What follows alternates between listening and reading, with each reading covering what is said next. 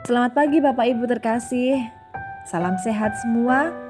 Mari kita merenungkan dari Lukas 16 ayat 1 sampai dengan ayat yang ke-18. Tapi mari kita baca di ayat yang ke-10 yang demikian firman Tuhan. Barang siapa setia dalam perkara-perkara kecil, ia setia juga dalam perkara-perkara besar. Dan barang siapa tidak benar dalam perkara-perkara kecil, ia tidak benar juga dalam perkara-perkara besar. Demikian firman Tuhan, berbahagia kita yang mendengarkan firman Tuhan dan melaksanakan dalam kehidupan sehari-hari. Haleluya, amin.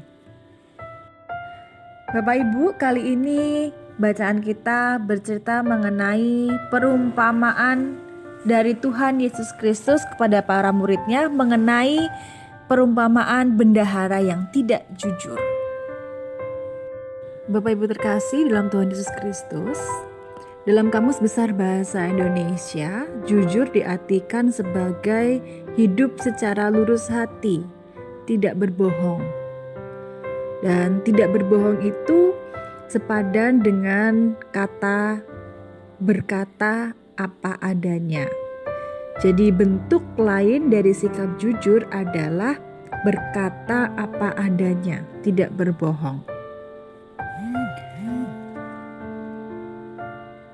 Dalam bacaan Injil kita hari ini, kita melihat kisah tentang bendahara yang tidak jujur, yang tidak apa adanya atau berbohong. Namun aneh, mengapa bendahara ini tetap mendapatkan pujian?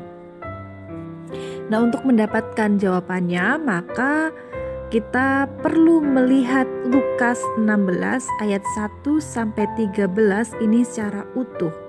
Kita perlu memperhatikan juga pasal-pasal sebelumnya seperti kisah perjumpaan Yesus dengan orang-orang Farisi, ahli-ahli Taurat, lalu perumpamaan tentang domba yang hilang, dirham yang hilang, anak yang hilang, dan kisah-kisah yang lain yang melatar belakangi perkataan Yesus mengenai perumpamaan bendahara yang tidak jujur dalam Injil ini.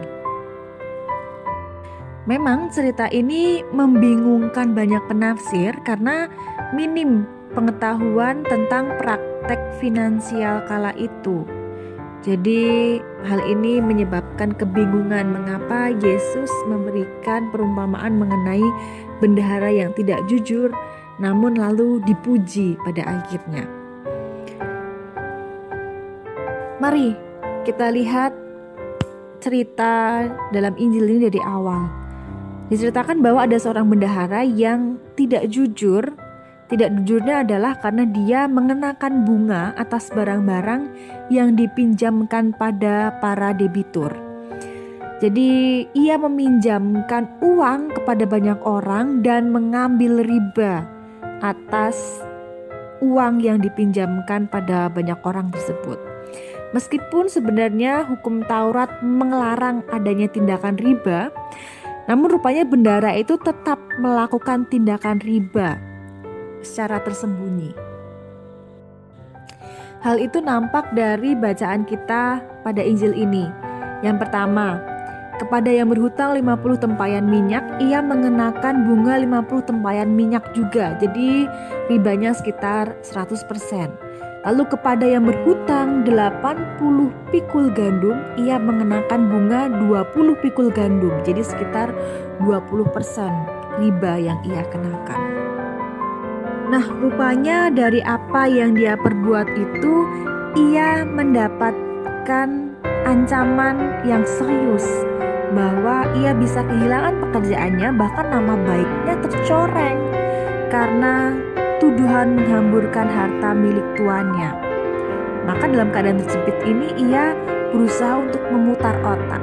Apa yang ia lakukan? Ternyata lalu ia menghapus bunga yang telah dikenakan pada para debiturnya. Dalam bacaan kita terlihat jelas. Dan dari perbuatan si bendahara ini, ia akhirnya bebas dari pecatan dan bahkan mendapatkan pujian. Nah, pertanyaannya adalah mengapa si tuan memuji dia, memuji bendahara tersebut, padahal ia telah melakukan kesalahan. Nah, kalau kita melihat dari sini, Mengapa si tuan memuji bendahara tersebut? Karena ternyata apa yang ia lakukan adalah sebuah bentuk pertobatan. Sang pemilik atau sang tuan melihat adanya kesungguhan untuk merubah dirinya. Dari awal ia bekerja secara licik, namun lalu ia berubah, sadar apa yang ia lakukan. Ia berusaha untuk memperbaiki apa yang ia lakukan dan untuk jujur atas pekerjaan yang ia lakukan. Bapak Ibu, kali ini bacaan kita bercerita mengenai perumpamaan dari Tuhan Yesus Kristus kepada para murid-Nya mengenai perumpamaan bendahara yang tidak jujur.